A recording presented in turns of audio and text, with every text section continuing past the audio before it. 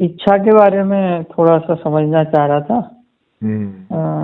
इच्छा अभी मुझे ऐसा लग रहा है जैसे ऑब्जेक्टिव व्यू पॉइंट से देखें तो पैदा होती है, और अगर सब्जेक्टिव व्यू पॉइंट से देखें तो हम इच्छा करते हैं। अच्छा, कैसे करते हो बताओ? मतलब अगर कॉन्शियस हैं तो जब नॉलेज की प्रोसेस, मतलब हम ऐसे बोलते हैं ना, ये मेरी इच्छा है। हाँ, तो क्योंकि इच्छा हमें हो रही है तो उस वजह से मेरी बोल देते हैं। तो सब पैदा ही होती है। पैदा ही होती है इच्छा, तो पैदा ही होती है ना। देखो, इच्छा का मतलब क्या है कि हमें चीजें जानने में आ रही होती हैं। हाँ, मतलब हम इच्छा करते नहीं हैं, लेकिन हाँ, हम अहंकार को अच्छा का कारण बोल रहे हैं ना, इसीलिए। हाँ, तो नहीं, वो ठीक है। करण का मतलब है कि सब तो उसी में हो रहा है इंस्ट्रूमेंट ना, है। उस तरह से। हाँ, इंस्ट्रूमेंट है। हाँ हाँ, हाँ, करते तो तो है नहीं मतलब। हाँ, फिर तो ठीक है, फिर तो कोई दिक्कत। हाँ, जब जब करने वाली बात इच्छा के बाद शुरू होती है, इच्छा के बाद वाली चीजें हम करते हैं आपूर्ति तक। हाँ ठीक है। हम्म। इच्छा के बाद वाली चीजें हम करते हैं। हाँ, आपूर्ति होने तक। हाँ, क्योंकि हमें फर्क पड़ता है, और ये जो फर्क पड़ना हुआ इसी को इच्छा बोल रहे हैं। हाँ, ये जो फर्क पड़ना हुआ, तो अगर वो इच्छा की पूर्ति होती है तो पॉजिटिव में फर्क पड़ता है, और नहीं होती है तो नेगेटिवली फर्क पड़ता है। हाँ, मतलब ये जो फर्क पड़ता है इससे भी इच्छा पैदा होती है। हाँ, बिल्कुल।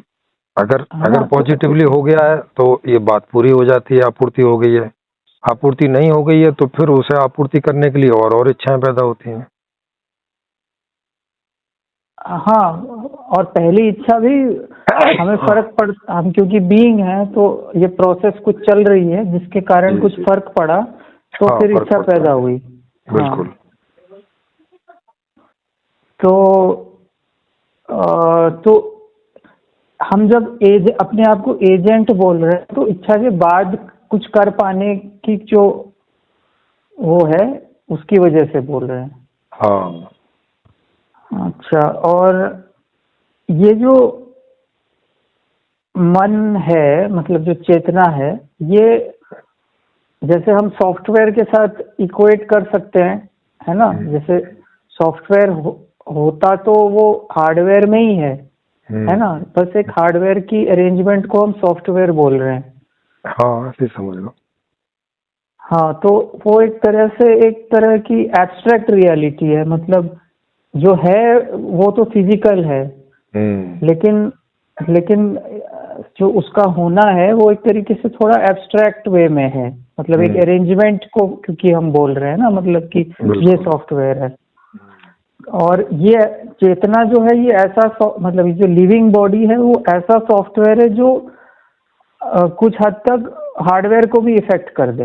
बिल्कुल। तो मतलब हम रियलिटी को दो तरह से देख सकते हैं, एक मतलब एक सब्जेक्टिव स्टैंड पॉइंट से कि, और एक ऑब्जेक्टिव स्टैंड पॉइंट से,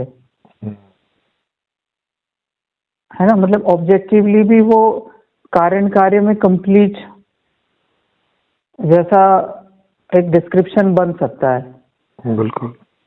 तो हर जो विचार होगा उसका क्या पैरेलल, एकदम पैरेलल, मतलब कुछ ना कुछ फिजिकल चेंज दिखेगा। हाँ, बिल्कुल भाई, वो कोई वजह से चल रहा होगा ना। विचार की प्रक्रिया कब शुरू होती है जनरली कि कोई चीज की आपूर्ति करनी है और नहीं हो रही है, या जैसी करनी है वैसी नहीं हो रही है, तो उसके लिए विचार चलते हैं कि ऐसा कर लें, वैसा कर लें, या कुछ नया खोज लें, आसान कर लें, कठिनाई हो रही है, या कुछ ज्ञान के लिए हो रही है, किन्हीं की ज्ञान की इच्छाएं होती है तो जानने के लिए हो रही, तो वहां पे विचारणा चलती है कि ऐसा है कि वैसा है, ऐसा नहीं है तो क्यों नहीं है, वैसा है तो क्यों है। मतलब तो इस हम वजह से ये जो पूरी अंतःकरण की प्रक्रिया है, इच्छा, विचार, मेमोरी, है ना, ये जो डिसीजन, इसको क्या कभी फ्यूचर में मतलब मतलब जो फिजिकल जो स्टेट होगी ब्रेन की, उसमें इसको बाइफरकेट कर पाएंगे? हाँ, ये तो मेरे ख्याल ये तो अभी मतलब एक हाइपोथेटिकली ये तो अभी भी मेरे ख्याल है शायद अभी भी ब्रेन मैपिंग कुछ होती है, उससे शायद पता चलता है कि नहीं, थिंकिंग हो अभी रही है कि तो नहीं हो रही है। हाँ, मतलब कुछ कुछ होती होगी, लेकिन मतलब मैं ये बोल रहा हूँ कि एकदम पैरेलल उसका ये करना कि मतलब जैसे मैं सनसेट के बारे में सोच रहा हूँ तो ब्रेन की कोई स्थिति होगी, है ना, जो, और मैं अगर किसी और चीज के बारे में सोच रहा हूँ तो ब्रेन की दूसरी स्थिति होगी। ऐसा मतलब पैरेलल हम लोग इक्वेशन, मतलब पैरेलल कुछ इक्वेशन बनना एक लॉजिकल बात है, ये जानने की कोशिश हो रही है। हम अभी जान पाए नहीं जान पाए अलग बात है। हाँ, जाना जा सकता है साइंटिफिकली, ऐसे सेंसर ये बना सकते हैं कि पॉसिबल है मॉनिटर पे देखना। हाँ, तो मतलब सनसेट का ब्रेन पे अलग कॉन्फ़िगरेशन होगा और कोई मैथमेटिक्स को याद करना कोई दूसरा कॉन्फ़िगरेशन होगा। बिल्कुल। क्योंकि अभी भी ये थोड़ा बहुत तो कुछ अभी भी ये लोग बोलते हैं कि माइंड का जो इमोशनल एरिया है वो अलग है, माइंड का थिंकिंग एरिया है वो अलग है ना, कुछ लेफ्ट राइट कुछ ऐसा बोलते तो हैं अभी भी लोग। क्योंकि और वहाँ पे पल्सेज होती हैं, जो डीसी करंट है वो फ्लो हो रहा होता है दिमाग में, मतलब पैदा हो रहा होता है। तो अगर उसको ये कभी रीड करने के लिए कोई सेंसेस बना सकते हैं, कोई सेंसर, तो बहुत पॉसिबल है कि उसको मॉनिटर पे देखा जा सके, आदमी जो सोच रहा है वहाँ चित्र रूप में दिखता रहे। तो जब आप बोलते हो समाधि में मेरे अंदर ये बात कभी पैदा नहीं हुई, और आप तो फिर मतलब इसका क्या मतलब है? आप वहाँ पे जब आप इंटेंशन करना जो बोलते हैं तो वो भी पैदा ही हो रही है। हाँ, मतलब क्या होता है कि सुषुप्ति अवस्था में वही चीजें उठती हैं जो जिनकी हमें बहुत गहरी अभिप्सा होती है ना। वहाँ पे या आसान से सिंपल वाले या ऐसे सवाल नहीं उठते जिसकी गहरी अभिप्सा नहीं है। वो तो आप जब बहुत ज्यादा अभ्यास कर लोगे तो शायद आप इन चीजों को लेके वहां जा पाओ। नहीं तो जनरली आप यहाँ पे उस चीज पर फोकस करते हो, अगर वो स्थिति आपकी यहाँ सद गई है तो फिर यहाँ होने लगता है, तो यहाँ से उसके बारे में पता चल जाता है, वहां जाने की जरूरत नहीं होती। लेकिन वो जो सिद्धि वाली बातें हैं जो बॉडी पे कोई असर पड़ सके, ये तो उसके लिए तो फिर वहीं जाना पड़ेगा, वो तो यहाँ से लगता नहीं कि होगी। मतलब जो आपकी वास्तविकता है वही वहाँ पे इंटेंशन रूप में पैदा होगी, अदरवाइज मतलब वहाँ कोई चीज आप यूं ही करके नहीं उसको होल्ड कर सकते। हाँ, है ना, जैसे यहाँ पर हम एक डिस्कशन रूप में कुछ भी बातें करते रह सकते हैं, मतलब, लेकिन आप बोल रहे हो कि जो हम अंदर जब ये जैसे आपकी समाधि अवस्था में आपके अंदर ये पैदा नहीं हुई, तो आप ये बोल रहे हो कि इसका मतलब है उसकी सीरियसनेस वो मेरे को उस वक्त कभी लगी नहीं। बिल्कुल। और मतलब अगर आपको मतलब अगर रियली में सिद्धि वगैरह की सीरियसनेस लगेगी तभी आप वो वहां पर कुछ एफर्ट डाल पाओगे। हाँ, तो तभी ये सवाल वहां उठेगा और फिर इसका जो भी कुछ होगा वो पता चलेगा क्या है। ये इसके लिए अगर मैं एफर्ट करूं, जैसे हर साल 2 महीने निकालूं, तो कभी ऐसा हो सकता है कि वहां पे ये उठ जाए और पता चले कि क्या है। तो इसलिए मैं इसके लिए प्रयास करके देखना चाहता हूँ कि क्या हो सकता है। मतलब आपके अंदर ऐसी इच्छा है? हाँ, इच्छा है, लेकिन वो उतनी प्रगाढ़ नहीं है जितनी प्रगाढ़ जो मैंने जो करता था उसकी थी, उतनी नहीं। उतनी होती तो मैं अभी चला जाता। अभी जो जोरदार इच्छा है वो इसको स्टेब्लिश करने की है, जितना निकल आया है। हाँ, तो मतलब ये तो मतलब थोड़ी बड़ी चीज, क्योंकि हम लोग जनरली ये सोचते हैं कि विल पावर मतलब अपनी इच्छा को करना, है ना। नॉर्मली समाज में तो यही प्रचलित है ना, नहीं नहीं करो वो मतलब। नहीं नहीं वो लेकिन जिसको विल पावर बोलते हैं वो इच्छा को नहीं बोल रहे होते। वो प्रयास को बोल रहे होते हैं। हाँ, वो विल पावर बोल रहे होते, संकल्प को, मतलब किसी चीज पे टिके रहने को बोल रहे होते हैं। संकल्प तो फिर नहीं, लेकिन किसी चीज पे टिके रहने की भी तो बात तभी संभव हो सकती है ना जब वैसी इच्छा हो। हाँ, तो अब ये बात वो समझते नहीं ना, वो ऐसा सोचते हैं कि ये हम करते हैं या कोई करता है ऐसे। हाँ हाँ, मतलब इच्छा भी करने जैसा सोच रहे हैं ना ये लोग, इसीलिए बोल रहे हैं कि आप इच्छाएं करते हो, ये प्रॉब्लम है। जबकि रियलिटी ये है कि आप इच्छा को कर नहीं सकते ना, इच्छा तो होती है जी। हाँ, ये तो बहुत बड़ी बात है ना, मतलब बिल्कुल, कि इससे तो आप सब लोग अपने ऊपर जोर डालना बंद करके वॉच करेंगे कि भाई क्या इच्छा पैदा हो रही है। मतलब देखें तो कि कैसे केटर कर सकते हैं अपने आप को या दूसरों को, है ना। मतलब इंस्टेड ऑफ तुम वैसा क्यों नहीं इच्छा कर लेते और शराब क्यों नहीं छोड़ लेते, मतलब। हाँ, यस सही बात है। इसीलिए ये चीज छोड़ने की इच्छा किसी को होगी तो होगी, नहीं होगी तो नहीं होगी।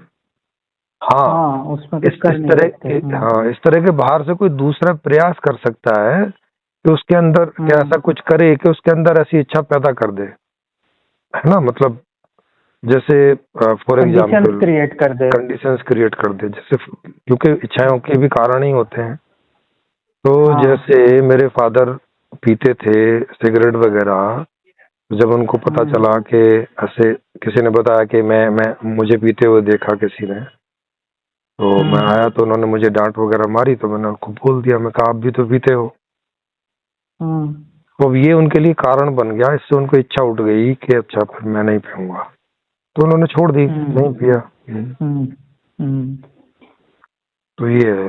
लेकिन वो अब ये तो उनको भी पता था सिगरेट की अच्छी चीज तो है नहीं है, लेकिन अपने से नहीं कारण उठा उनको कि भाई नहीं पीऊंगा। तो ये चीज कारण बन गई, इससे इच्छा पैदा हो गई उनको कि नहीं पीना चाहिए, तो नहीं पिए फिर। हाँ, तो ये हम जान सकते हैं कि इच्छाएं क्यों पैदा होती हैं। तो सीधी सी बात है, कोई चीज की या तो हमें आवश्यकता महसूस हो, कोई चीज की हमारे अंदर कमी हो रही हो, या किसी चीज का हमें खतरा हो, इस तरह से इच्छाएं पैदा होती हैं। निर्विकल्प प्रोसेस है। हाँ, ये इच्छा वाला तो ऐसे ही है, ये करने जैसी चीज नहीं है, ये तो होती ही है। करने का स्टार्ट होता है इच्छा होने के बाद से, बस। हाँ, क्योंकि बहुत पहले जैसे आपने इस तरीके का बताया भी था ना कि इंटरेस्ट बनाया भी जा सकता है। तो हाँ, वो तो उस तरह से ना कि भाई स्थिति परिस्थितियां हम देख रहे हैं, कोई दूसरा चारा नहीं है, तो उस उन कंडीशंस को, उन चीजों को एक्सेप्ट कर ले आदमी किसी के समझाने से, तो फिर उस तरह के काम करे, तो उस तरह के इंटरेस्ट पैदा हो जाते कुछ समय करे। जैसे आदमी दारू पीने लगता है तो फिर दारू की इच्छा होने लगती है कि नहीं होने लगती है।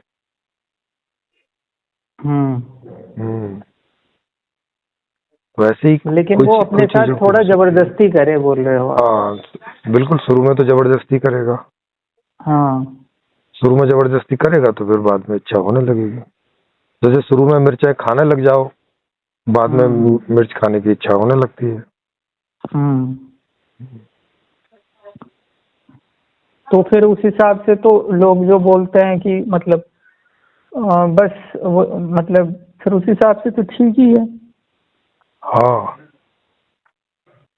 नहीं, लेकिन ये स्वाभाविक नहीं है ना।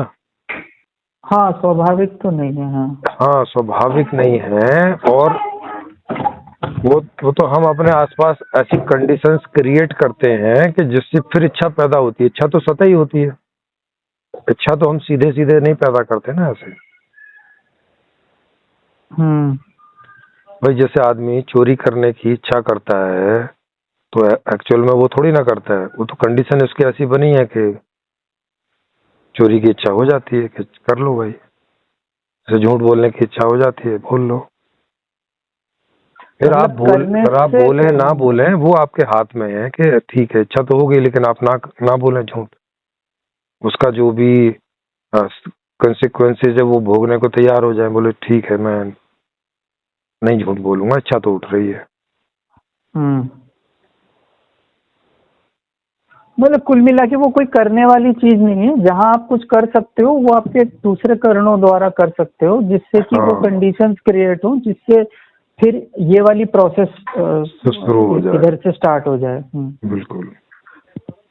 मतलब वो मामला है ही अनकॉन्शियस, तो वहां पर आप कॉन्शियस होके भी जाओ तो भी बस वो एक श्रृंखला में हो रहा होगा कि भैया मैंने थोड़ा सा शिफ्ट किया इधर करने में, तो फिर वहाँ आप देख पाओगे कि मेरे इस शिफ्ट करने से क्या क्या सीरीज शुरू हुई, जिससे कि मेरे अंदर इस प्रकार की एक इच्छा पैदा हुई। बिल्कुल।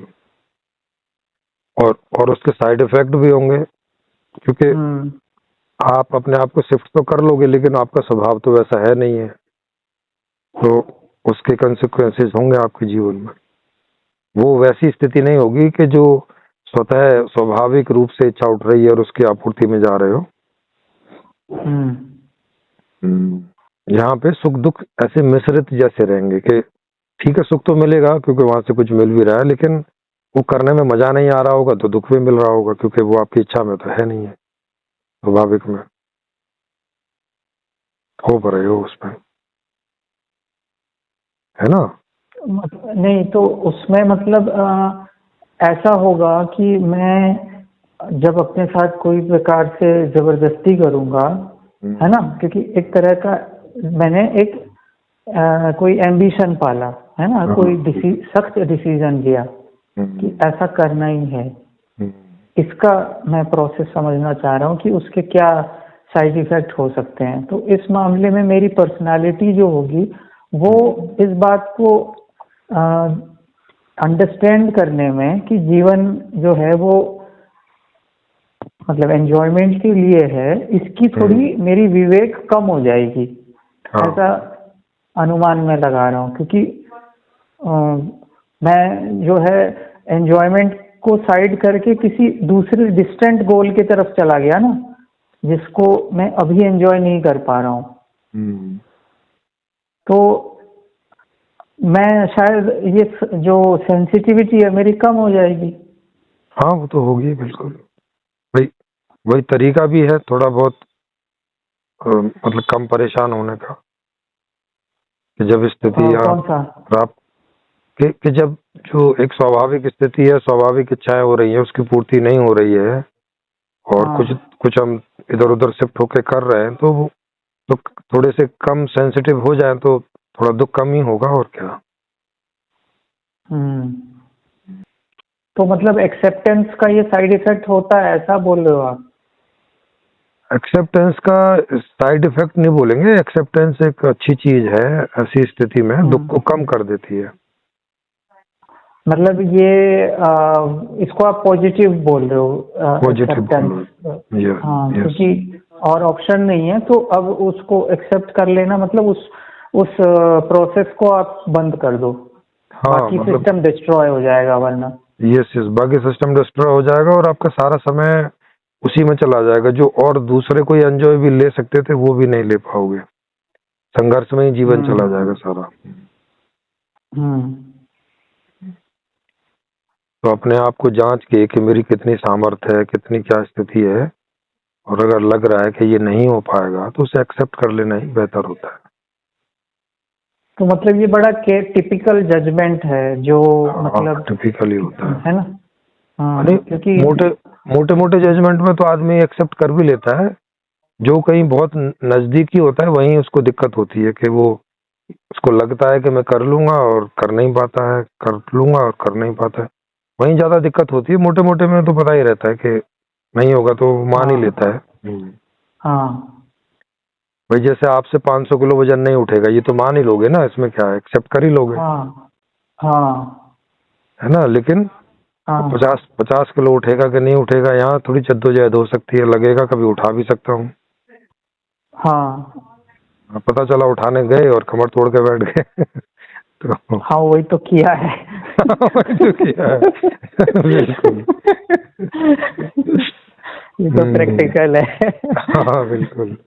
तो यही रहता है, अगर हमें पता हो 500 किलो, आदमी कोशिश ही नहीं करेगा हाँ क्योंकि वहां तो पता ही है कि उठ ही नहीं सकता है, ये संभव ही नहीं है इसमें। वो भी मेरे को तो पता चल रहा था, कोच ने बोला कि भाई हो जाता है, हो जाता कर है, लो। कर लो। गलती ये कर दी, कोच की बात मान ली। हाँ, अरे अन्नपूर्णा जी भी जो है वो कह रही थी मैं कोच को फॉलो करूंगी। मैंने कहा ऐसे मत करो, वो बेचारे हाँ अंदाजे से बता रहे होते हैं, बाकी अंदर की बात उन्हें थोड़ी पता है कि आपके अंदर में क्या है। तो मैंने हाँ, उनको वो कहा इतने था। एजुकेटेड तो होते नहीं है हाँ हाँ मोस्टली, तो उनको पता नहीं होता कि इसके क्या साइड इफेक्ट्स हो सकते हैं। हाँ, साइड इफेक्ट और उसके बिल्कुल। तो मैंने हाँ उनको कहा था कि जरा भी अपने आप को फोर्स मत करना, लाइट लाइट करना, और बहुत हम्म इजीली, मतलब बहुत थोड़ा थोड़ा करके बढ़ाना जब आपको लगे। तो नहीं, वो जो है, नहीं मैं इनको फॉलो करूंगा, ठीक है कर लो। अब किया तो वो मेरे ख्याल 5वें 6ठे दिन ही जो है वो दर्द लेके बैठ गई। अब फिर वो कम से कम 1 डेढ़ महीने में जाके ठीक हुआ। हाँ, वो तो मेरा तो लॉन्ग टर्म हो गया ना, अभी मेरे को स्पेशली उसको कुछ करना पड़ेगा, मतलब यस यस। इतना टेढ़ा हो गया है मतलब मामला। हाँ, तो जब शुरू शुरू में मैंने किया था, मेरा कंधा भी इंजर्ड हो गया था वो जो खुले में करवा रहे थे, तब से मुझे समझ में आया कि नहीं, मशीन वाला करो। मशीन वाला अंडर कंट्रोल रहता है। वो आपकी जो एक्सरसाइज की जो एक वो है शेप है, उसको नहीं खराब करता। नहीं मतलब वहां पर भी कर सकते हैं खराब। बेसिकली तो वही है कि लोड ज्यादा लेना नहीं है, और मतलब जो हाँ बिल्कुल उसके लिए बिल्कुल, जो लोड भी ज्यादा तैयारी नहीं लेना है। चाहिए, जो वार्म अप चाहिए, जो यस यस, मोबिलिटी चाहिए, वो पूरी अगर नहीं हुई है तो फिर नहीं हुई, यस यस, हाँ। वही बात है। तो मैं तब से अपने हिसाब से ही करता हूँ। थोड़ा बहुत गाइडेंस ले लेते हैं जहाँ पे लगता है जरूरत पड़ती है, लेकिन उनसे, पूरी तरह हाँ से उनके उनसे खाली गाइडेंस में नहीं फॉर्म की चलता। गाइडेंस ठीक है, आप यस, लोड कितना ले सकते हो ये आप खुद डिसाइड करो। बिल्कुल फॉर्म की बिल्कुल। गाइडेंस ठीक है, वो फॉर्म ठीक बताते हैं। यस, क्योंकि वो हाँ कई मुझे बार ओवरलोड कर देते हैं तो मामला खराब हो जाता है। हाँ हाँ अब वो शायद ऐसा सोचते हैं कि थोड़ा थोड़ा ज्यादा लोड लेगा तो जल्दी जल्दी रिजल्ट आएगा टाइप का। हाँ, वो अपने रिजल्ट के चक्कर में चक्कर में, हमारा हाँ, खराब कर देते हैं। हमारा रिजल्ट खराब कर देते हैं। हाँ तो ये है, तब से मैं अपने हिसाब से करता हूँ, मुझे कभी कोई ऐसी दिक्कत नहीं हुई। हाँ। तो क्या हम लोग बात कर रहे थे कि ये जो हम्म, इससे पहले क्या टॉपिक था, ये जिम वाले से पहले? एक्सेप्टेंस का। हाँ, एक्सेप्टेंस का। तो एक्सेप्टेंस जो है वो घटता है या वो करते हैं? एक्सेप्टेंस जनरली तो घट जाता है, अगर बहुत गैप होता है तो घट जाता है। अगर गैप नहीं होता है या कोई इच्छा बहुत जोरदार होती है तो वहां नहीं घट पाता है।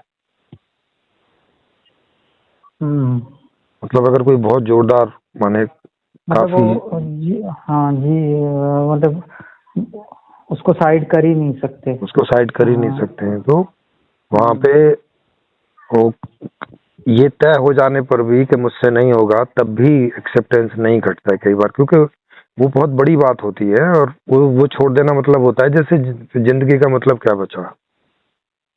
तो मतलब इच्छा, ये जैसे इच्छा घटती है वैसे एक्सेप्टेंस भी घटता ही हाँ, घटता ही है वो भी।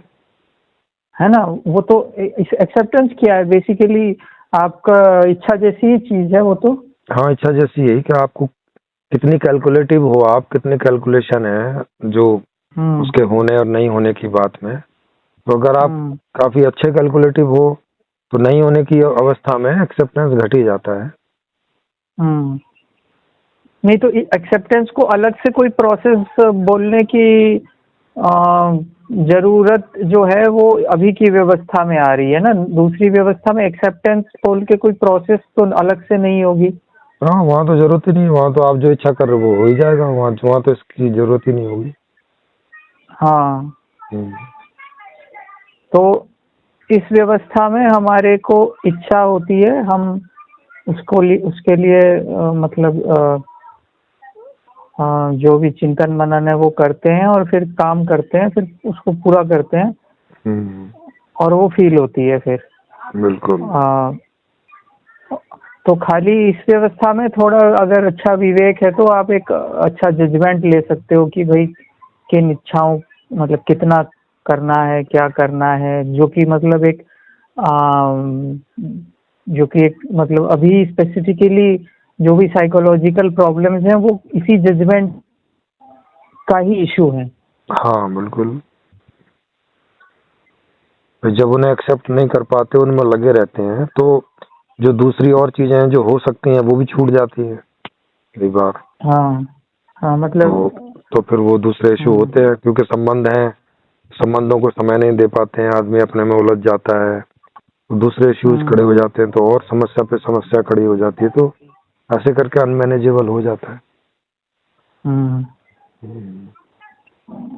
तो रियलिटी की जो परिभाषा हम लोग कर रहे हैं वो मतलब कुछ इस तरीके से कर रहे हैं ना कि जैसे अभी जो सब्जेक्टिव एस्पेक्ट है वो है, तो वो एक एब्स्ट्रैक्ट चीज है ना। मतलब वो ज्ञान के दृष्टिकोण से जैसे जो सॉफ्टवेयर है उसका कोई मतलब वो है, लेकिन जो अल्टीमेटली है वो तो चीज फिजिकल है, लेकिन रियलिटी को परिभाषित करने में हमें दोनों चीजें चाहिए, सॉफ्टवेयर भी और हार्डवेयर भी। बिल्कुल। लेकिन अगर हम फंडामेंटल रियलिटी बोलें तो जो मतलब अस्तित्वमान है वो सॉफ्टवेयर भी है, ऐसा बोल सकते हैं हम। हाँ भाई, दोनों एक साथ ही एग्जिस्ट करेंगे ना। बिना प्रॉपर्टी, बिना गुण धर्म के कोई वस्तु कैसे एग्जिस्ट कर सकती है? वो को एग्जिस्टेंस ही है, एक साथ ही है वो दोनों। भाई लकड़ी के गुणों के बिना लकड़ी कैसे एग्जिस्ट कर सकती है?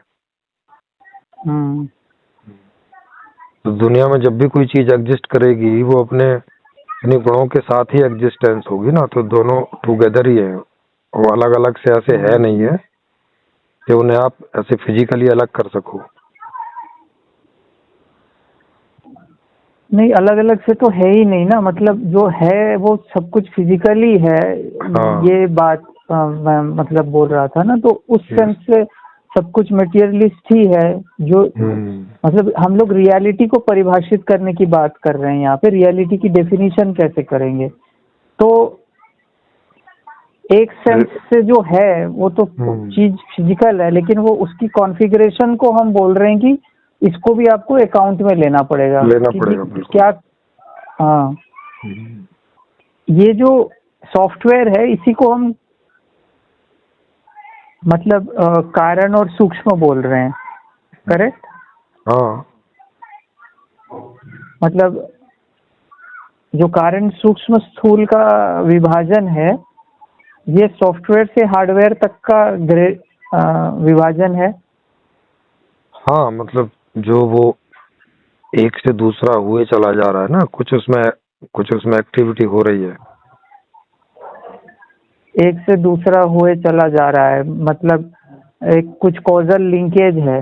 हाँ, कुछ कॉजल लिंकेज है, तो एक एक्टिविटीज का कंटिन्यूएशन है। एक्टिविटीज का कंटिन्यूएशन है, मतलब वही पंच तत्वों के कारण, मतलब पंच तत्वों में ऐसी लिंकेज बनाई है स्थूल से सूक्ष्म और कारण तक जी। मतलब ये जो स्थूल आकाश है ये ब्रह्म अवस्था में, इसके अंदर एक सूक्ष्म आकाश भी होगा। ब्रह्म अवस्था में ब्रह्म का शरीर तो स्थूल आकाश है। हाँ। और उसका जो अहंकार है वो कारण आकाश होगा। हाँ, है ना? वो बिल्कुल ऐसा ही बिल्कुल। होगा ना। हाँ हाँ, तो ये जो तत्व हैं ये मतलब एक तरीके के मतलब वो सॉफ्टवेयर लेवल पे कोई मतलब जैसे हम तत्व बोल रहे हैं, क्योंकि अलग से तो कोई फिजिकल एग्जिस्टेंस है नहीं सॉफ्टवेयर की, तो जब हम बोल रहे हैं कारण आकाश, तो बेसिकली इसका क्या मतलब होगा? ये कोई सॉफ्टवेयर लेवल की कोई प्रोसेस को हम आकाश बोल रहे हैं? मतलब आकाश एक फॉर्मूला टाइप है जो आप हार्डवेयर में भी लगा सकते हो बिल्कुल और बिल्कुल। सॉफ्टवेयर में भी लगा सकते हो, हम्म, है ना? मतलब ये हाँ 5 तत्व 5 टाइप के फंक्शंस हैं बेसिकली। हम्म। तो क्या वो फंक्शंस हो सकते हैं, वो आप क्लियर हो उसमें या? हाँ वो तो यही है कि उसमें थोड़ा हलन चलन हो तो वो वायु हो गया, हिलने चलने से। तो वायु और मेमोरी के साथ लिंक कैसे है?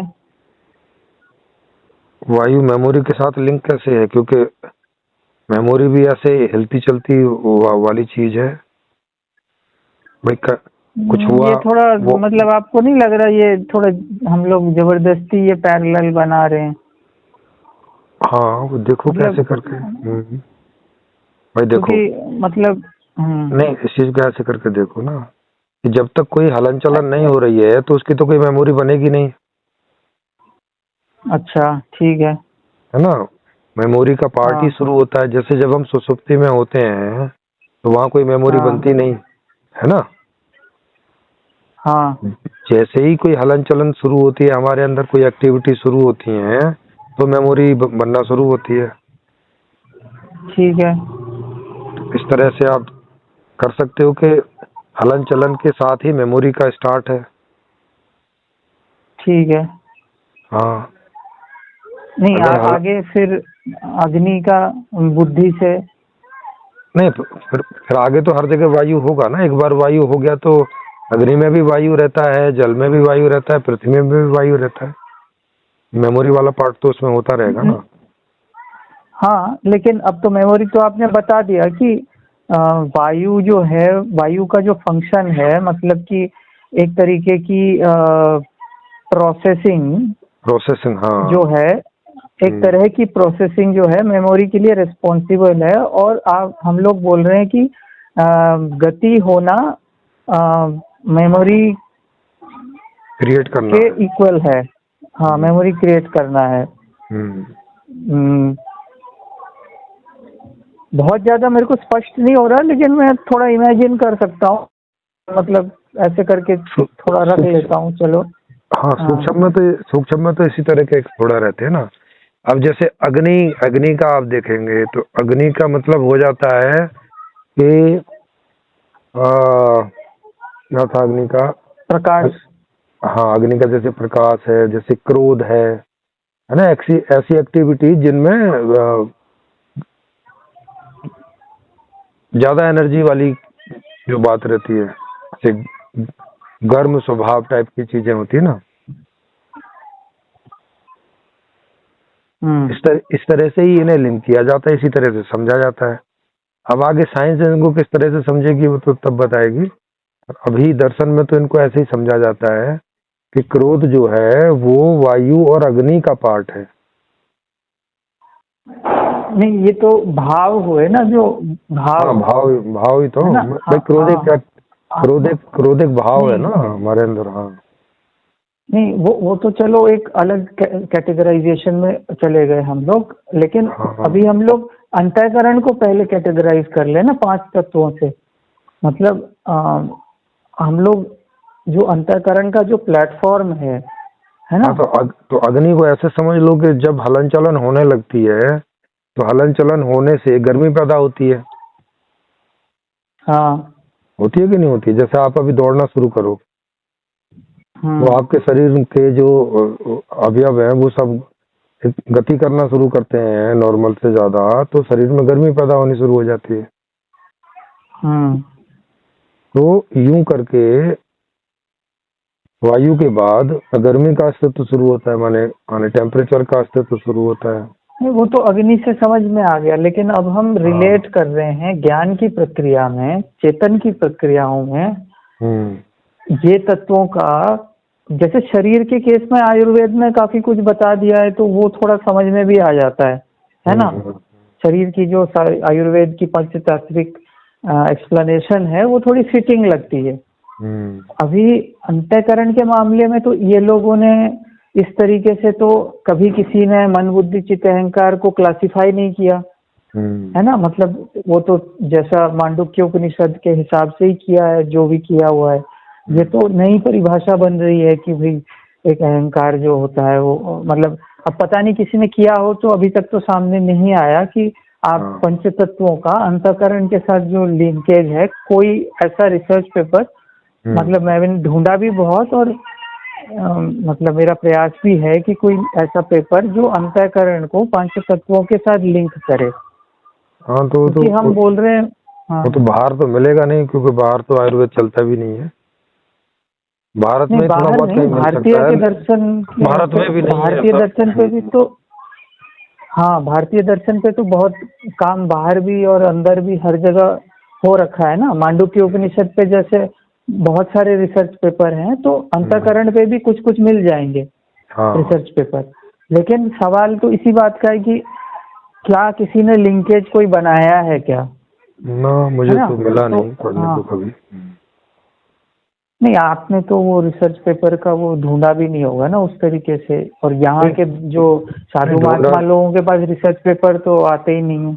हाँ, नहीं ढूंढा तो नहीं है, लेकिन कोई ऐसे होते तो लोग पढ़ते रहते हैं ना, तो बताते रहते कि भाई ऐसा ऐसा कुछ है। तो ऐसा भी मेरे जीवन में आया। टिपिकली, हाँ, टिपिकली स्कॉलर टाइप के जो चीजें हैं वो यूनिवर्सिटी के ही प्रोफेसर ही इस तरीके से पढ़ते हैं ना, ज्यादा टेक्निकल। अच्छा। नॉर्मली जो साधु महात्मा टाइप है वो नॉर्मली अपने ग्रंथों को पढ़ते हैं, है ना, नई खोजों को नहीं पढ़ते हैं वो।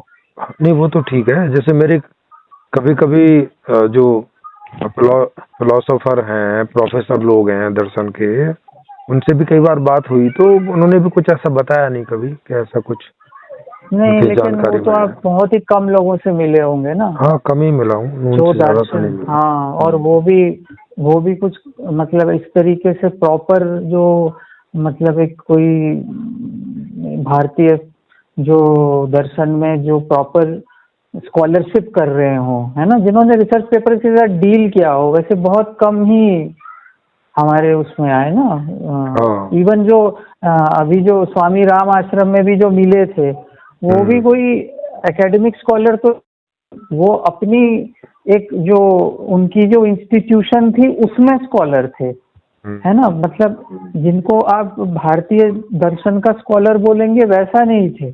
खुद पढ़े होंगे अपने दर्शन, लेकिन अपने से कोई रिसर्च पेपर कंट्रीब्यूट किया हो कि उनको जर्नल्स का पता हो, ऐसा नहीं था। मतलब जर्नल्स में ये सारे शोध चलते रहते हैं कि किसी ने अपनी कोई एनालिसिस करी, वो तो चलो अलग बात है कि अभी मुझे भी नहीं मिला है ऐसा जितना खोजा है, लेकिन हो भी सकता है, नहीं भी हो सकता है, दोनों बातें हैं। है ना।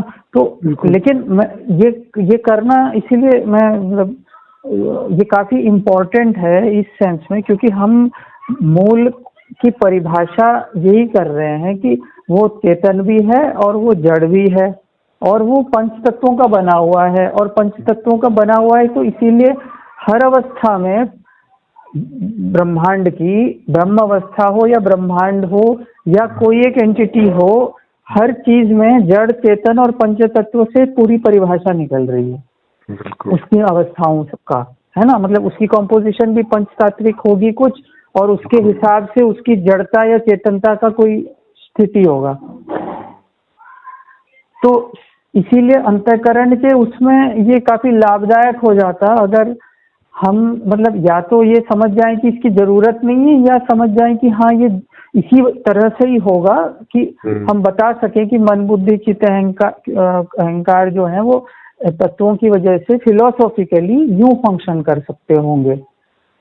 मतलब एक रफ आर्किटेक्चर दें, क्योंकि अदरवाइज पंच तत्वों को हमारे यहाँ हम क्यों यूज करें किसी भी बात को बताने के लिए, वो या तो साइड ही कर दें पूरा, है ना।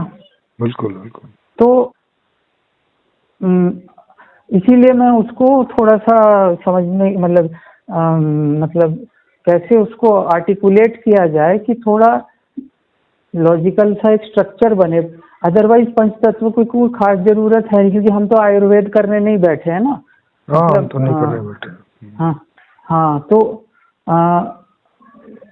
मतलब दार्शनिक रूप से पंच तत्व की जरूरत क्यों पड़ रही है हमें, ये तो दार्शनिक रूप से इसीलिए पढ़ रहे हैं ना कि अभी तो हम अपने आप को पंच तत्व बोले या 120 तत्व बोले, जैसे भी आप बोले, अभी तो अपने आप को हम इतनी सारी स्थितियों में घिरा हुआ पाते हैं ना, तो यहीं से स्टार्ट करना पड़ेगा। तो ये एक पुराना तरीका है, इसको कोई आप नए ढंग से भी इसको डाल सकते हो, बस उसके हिसाब के लॉजिक और ऑब्जर्वेशन वो सब बना के उसका वो बनाना पड़ेगा, है ना। जैसे मेंडलीव की आवर्त सारणी में जो है 3 तरीके की वो हैं कि भाई ठोस है, द्रव है और गैस है, 3 तरह के वो हैं। हाँ, solid liquid, 3 states of matter, और अभी कोई 4th प्लाज्मा स्टेट आ गया। हाँ, 4th स्टेट लाइक प्लाज्मा ये लोग बोल देते हैं। तो उस दृष्टि से उस तरह से भी इसको सेट कर सकते हो। तो ये डिपेंड करता है, कुल मिला के तो ये सब समझने के लिए किया जाता है कि जो मौजूदा सारी घटनाएं हैं वो समझने में आ जाएं कि क्यों हो रही हैं, किस लिए हो रही हैं, उसमें किसका हाथ है, क्या है, क्या अभी क्या कर सकते हैं इस बारे में। मूल उद्देश्य तो यही रहता है। वैज्ञानिक रूप से तो नहीं होगा, दार्शनिक रूप में और वैज्ञानिक रूप में तो बहुत अंतर होते हैं। विज्ञान तो कभी करेगा तो अपने हिसाब से उसको फिर करेगा, क्या है नहीं, दार्शनिक रूप से ही वैज्ञानिक रूप की परंपरा निकलती है ना, यही तो चक्कर है ना। हाँ, फिलोसफी ऑफ साइंस नहीं होगा तो साइंटिफिक प्रोसीजर तो उसी पे डिपेंडेंट है ना। तो मतलब जैसा उनको बता दिया गया है दर्शन द्वारा, उन्होंने वैसे ही सिस्टम बनाए हैं मेजरमेंट के, और वैसे ही शब्दावली इस्तेमाल करी है। तो अभी की जो साइंस है वो तो ये शब्दावली यूज करती नहीं है ना कि आकाश, वायु, अग्नि।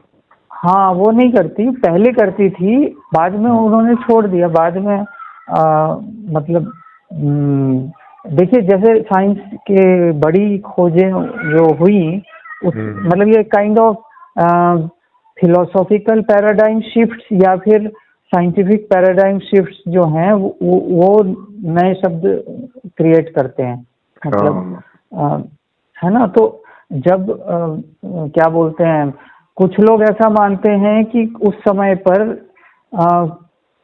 मतलब ये जो अभी जो स्पेस टाइम जिसे यूज कर रहे हैं, अब क्या हो रहा है स्थिति की, वो तो विकृत रूप से यूज कर रहे हैं स्पेस टाइम, है ना। मतलब पुराने स्पेस टाइम के कॉन्सेप्ट को नए फाइंडिंग्स में घुसेड़ दिया है।